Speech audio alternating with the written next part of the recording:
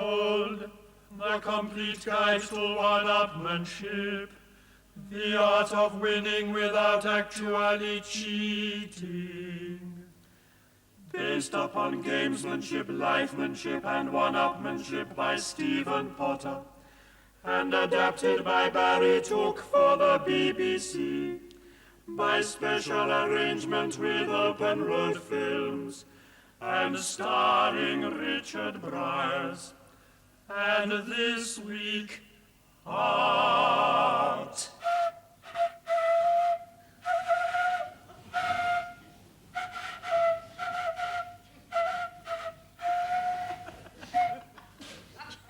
Sorry. Just practicing. Hello, well, now, there comes a point in life when, however hard you've fought against it and whatever precautions you've taken, the subject of art is thrust under your nose and you have to react. Now, whether it's painting, poetry, acting, reading or writing, music or architecture, one day some offensive oaf is going to draw your attention to some masterpiece or other that you cannot ignore. But, although you can't ignore it, you can, by use of the Potter method, harness the concept of one-upmanship to the matter and come out on top. But how, you say? I'm a Philistine. Well, gather round, throw another Rembrandt on the fire, and by its flickering light, I will tell you all. Now, take poetry. The upman can take many attitudes towards verse. It doesn't matter as long as it's irreverent. Here lies the body of Mary Charlotte, born a virgin, died a harlot. Until 15, she kept her virginity, which is a record for this vicinity. Or the devil, having nothing else to do, went out to tempt the inland revenue. The tax inspector, knowing it was he, devised a special form called Schedule D. The devil countered with a merry quip, since when the two have been in partnership. Or Evening. When Zoe's shop was simply called Lunches, I took her roses every day in bunches. But now she's changed the name to Ye Olde Luncheon Shoppy. I have sent her one final symbolic-y poppy. Oh, well, if you can't beat them, join them.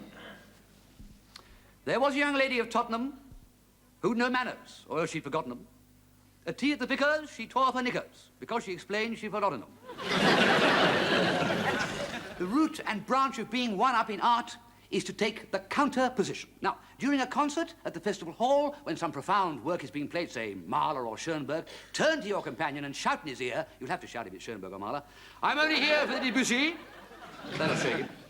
Now, when among actors, the abbreviation ploy is extremely useful. Now, this is simply the business of abbreviating play titles. Thus, Two Gentlemen of Verona becomes Two Gentlemen, The School for Scandal becomes School, She Stoops to Conquer becomes She Stoops, and Much Ado About Nothing becomes Much Ado, or even, with practice, Much.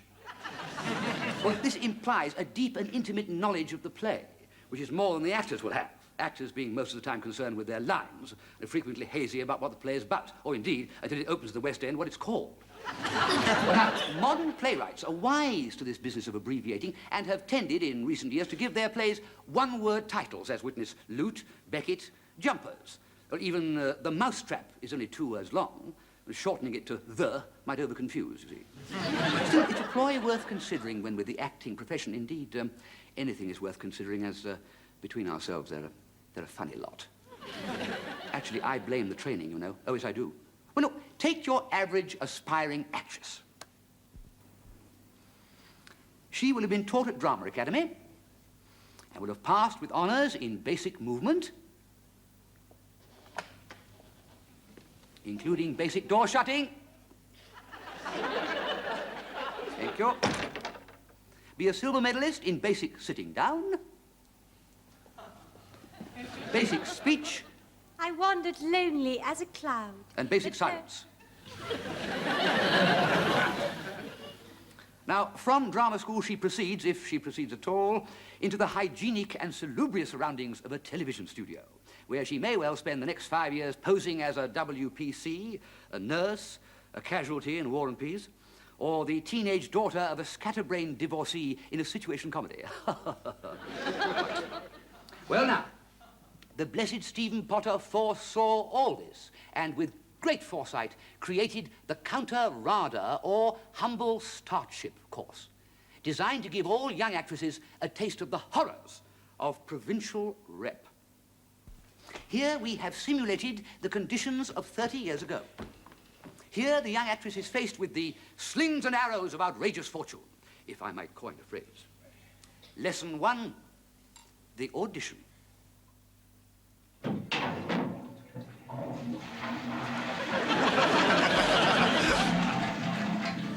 Who's next, Harry? What? Who is auditioning next? I don't know, some young tart from London. Then bid her enter. And send Harry round to the pub for a quart of stout and a pork pie. They won't serve me, you know. You haven't paid for the last lot. Quibbles, quibbles! Stand not upon the order of your going, but go at once.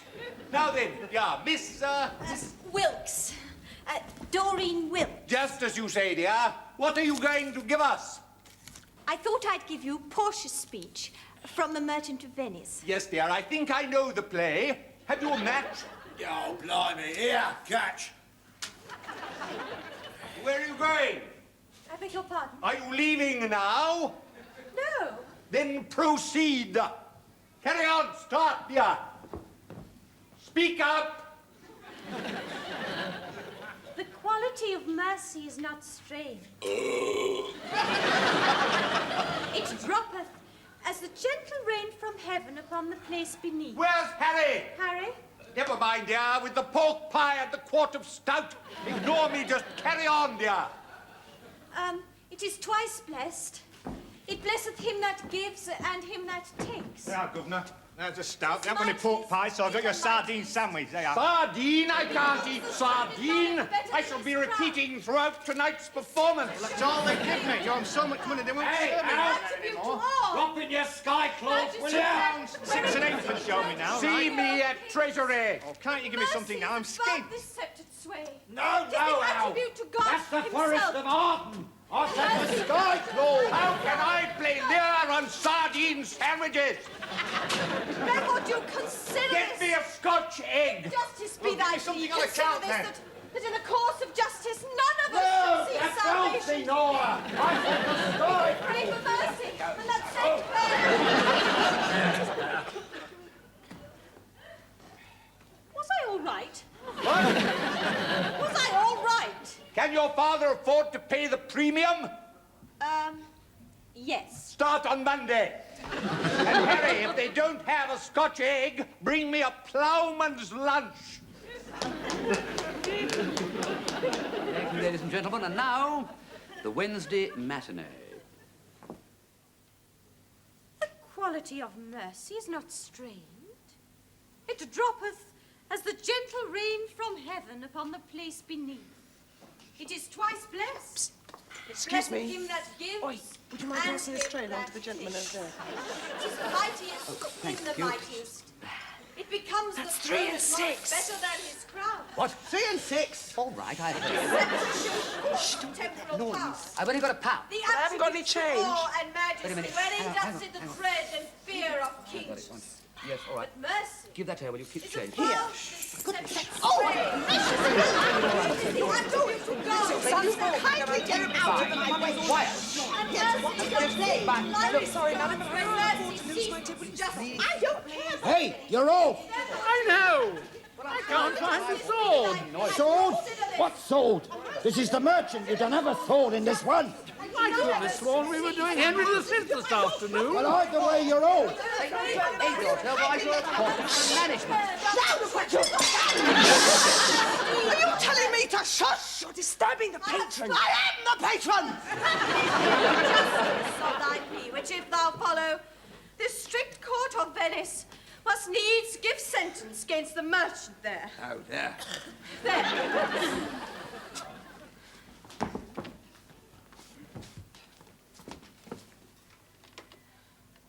my deeds upon my head. I crave the law, the penalty, and forfeit of my bond.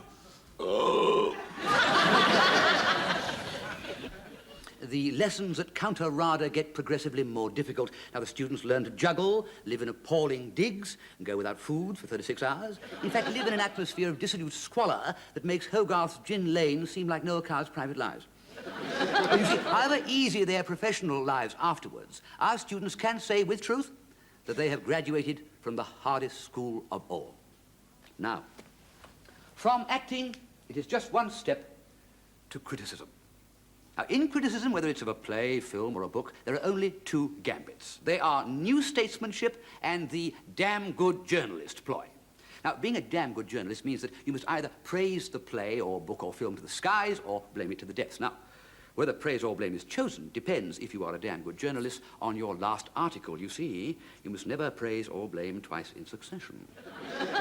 Now, with new statesmanship, which isn't limited to that estimable publication, by the way, you must always be on top of or better than the person criticized. Ah, but supposing the person or play or political party is noticeably one up on the critic. Well, in that case, you bring into play daily mirrorship, which is the art of mixing into your piece an attitude of unaffected love for the tremendously ordinary and homely things of life, like Colin Welland or Brown Ale, Billy Smart's Circus or Twiggy. This will show that, like all really great authors, you write for, live among, and primarily appeal to the ordinary common people. Mind you, you only need to go this far if all else fails. Now, Ernie Nutter, that complete gamesman, numbers among his skills the art of book reviewing. Let's look at the master at work.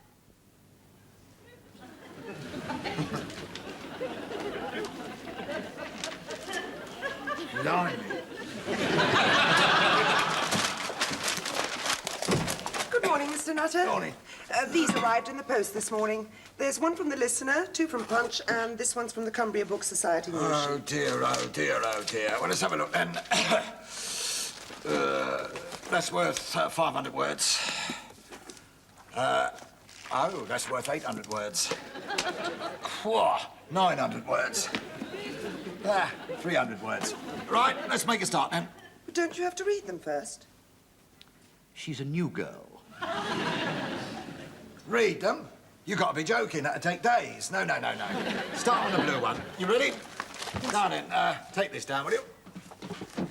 It is at this month of the year that we dream once again of the beautiful colours of the cotyledons, whisking and flirting their way amongst the rotting stanchions of the bridge at Perpignan, while the cool wind rises miraculously from off of the lake, as it used to in the days when Baudelaire wrote Excuse me, those... Mr. Nutter, but that book's a gramophone catalogue.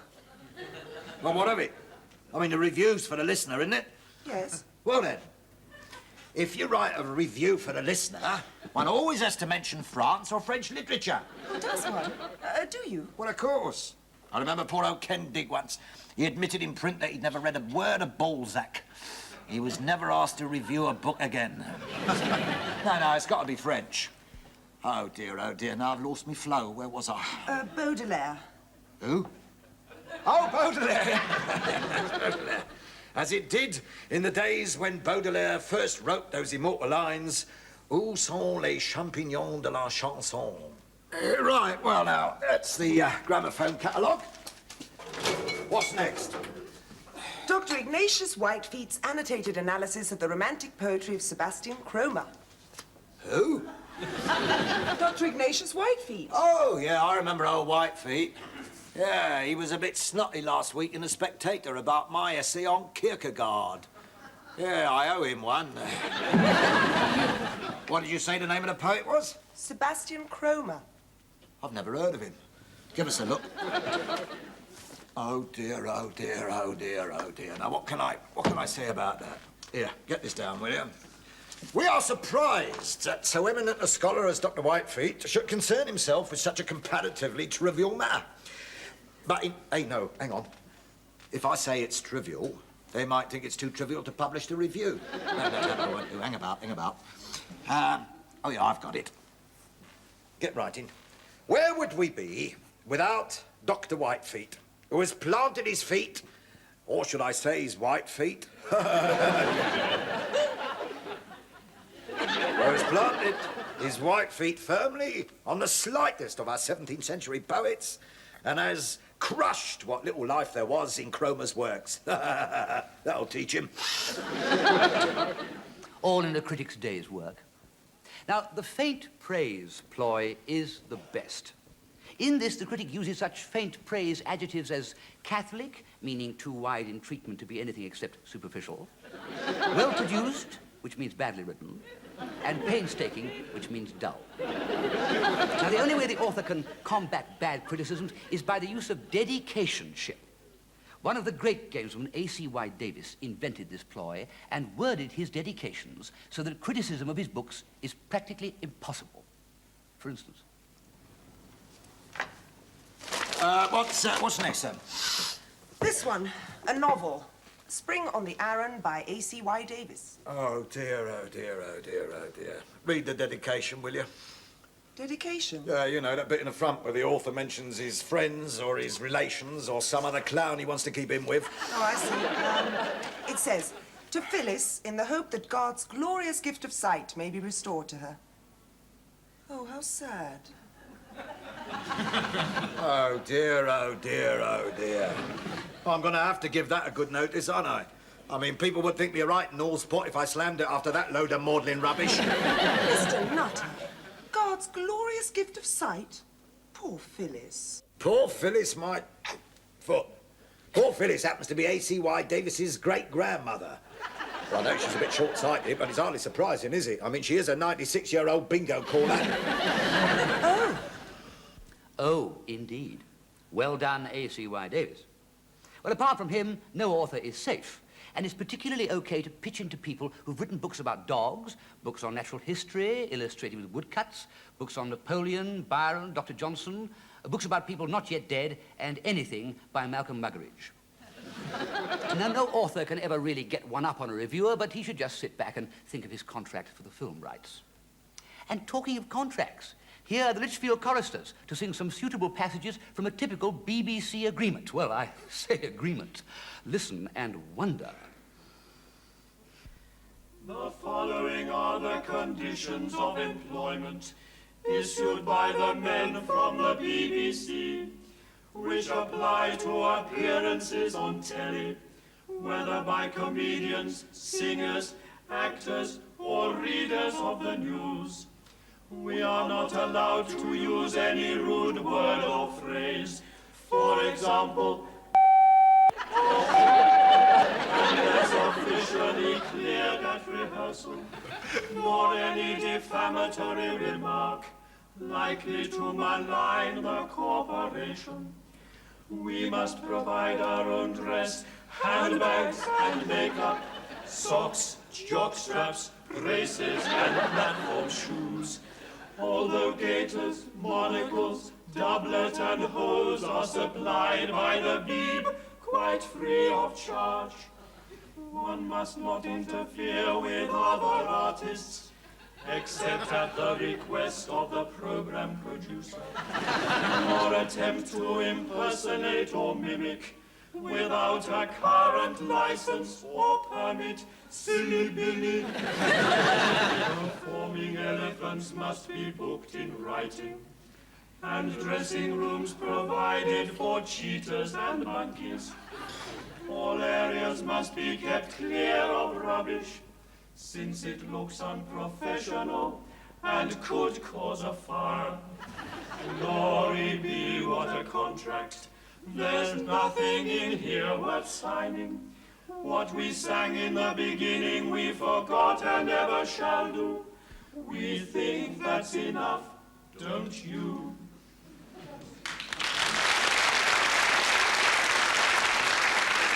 But let us now turn our attention to exhibitions. Visiting them can be a chore, but it can give a golden opportunity for establishing your supremacy among art lovers without knowing one end of an art gallery from the other. Let's look at the work of some of the past masters of the art of exhibition. Here is Len Burtinshaw with new girlfriend at the Tate. His first visit, by the way. Now then, what's coming, isn't it? What do you think?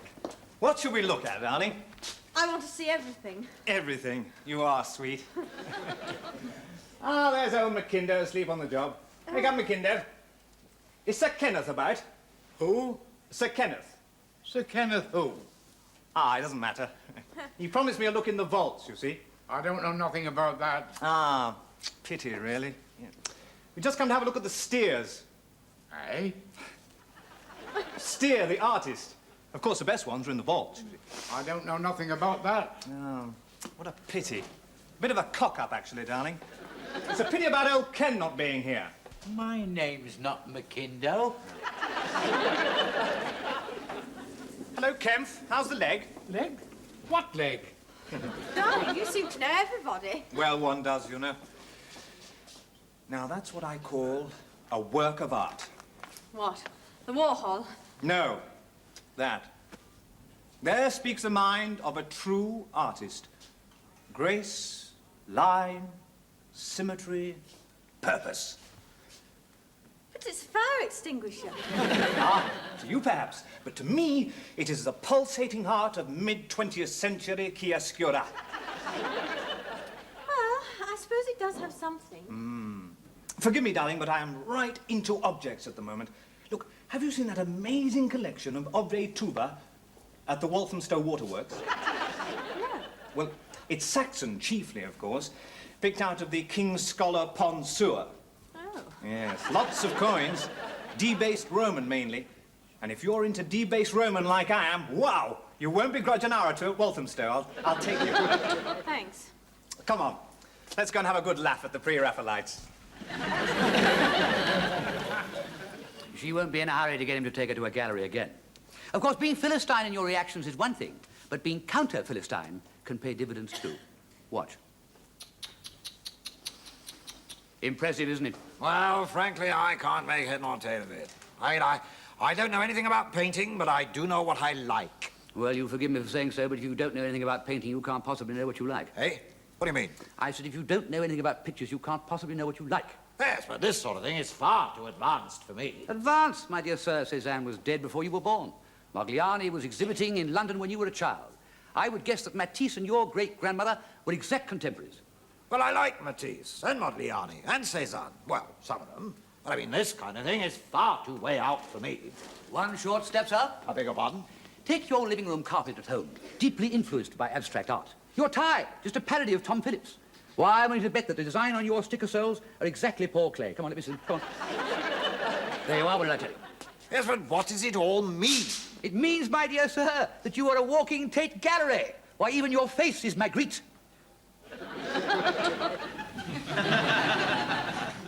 I leave you now in the capable hands of Damien Thrust, a man whose encyclopedic knowledge of the art of exhibitionship has won him a doctor's degree at the Potter Institute.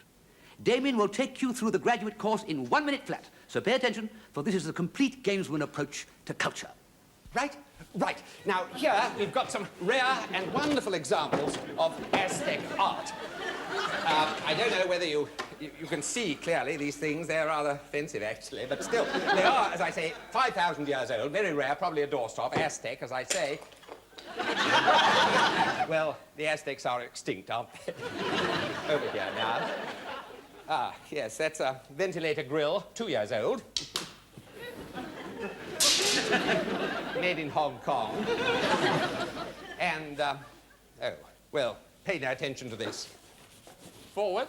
Now, here, what do we got? Ah, yes, violins. Now, here's a violin by Amedico, 1760-1820. Sheer and utter guesswork, of course, because one couldn't possibly tell unless one had a look at its insides. Now, I should really take the back off, but unfortunately, I think it's... Yes, it is. It's locked. It's pity, really, pity. These museum wallers are always like this. They will not let simple, ordinary people like me know all the information.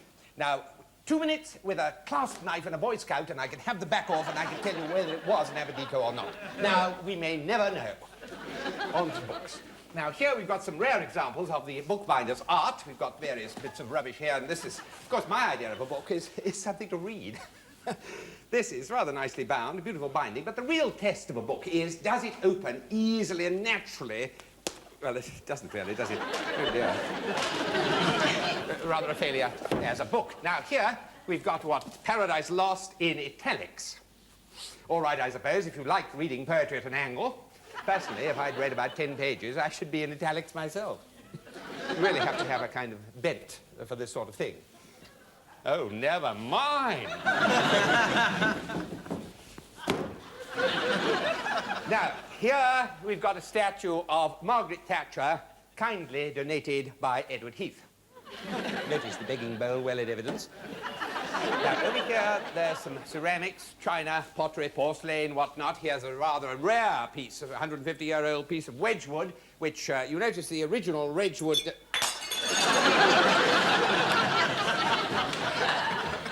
Obviously not meant to last. Now, here is something described as Leeds glaze. Absolute rubbish. There's no such thing as Leeds glaze. Unless it's a description of the expression on the face of a Leeds United supporter when his team has lost at home. Now, what have we got here? Alpine flora. Well, of course, it's just a wilderness, just nothing but weeds. All these ghastly bits of old weed and stuff should be cleared out. Of course, I really need a flamethrower and a couple of Boy Scouts and some weed killer. I mean, look at this ludicrous bloody thing. It's not an alpine tree, it's some sort of Christmas tree left over from the festivities.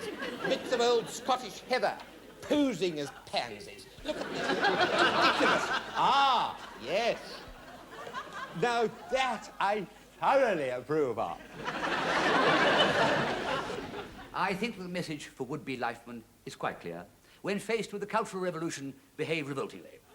Well, there's far too much art about these days, and frankly, museums, art galleries, exhibitions, and zoos are best used for courting. Well, this is known as the apt surroundings ploy, and our leaflet on the subject, price 30p, is a mine of information about the sort of girl to arrange to meet at, say, the English Glass at the V&A, or under the Nolans at the Tate, or beside the Albert Memorial. It really depends on what she looks like and what your intentions are. Well, I mean, after all, we can teach you a lot, but we can't teach you everything.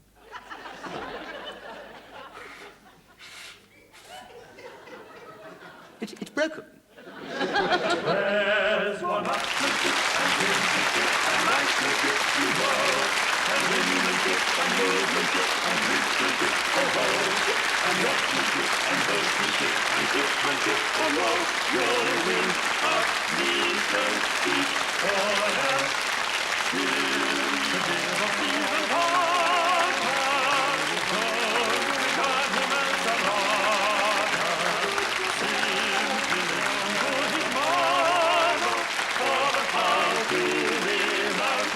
Without the cheating and the team goes marching on and on and on and on and on and on.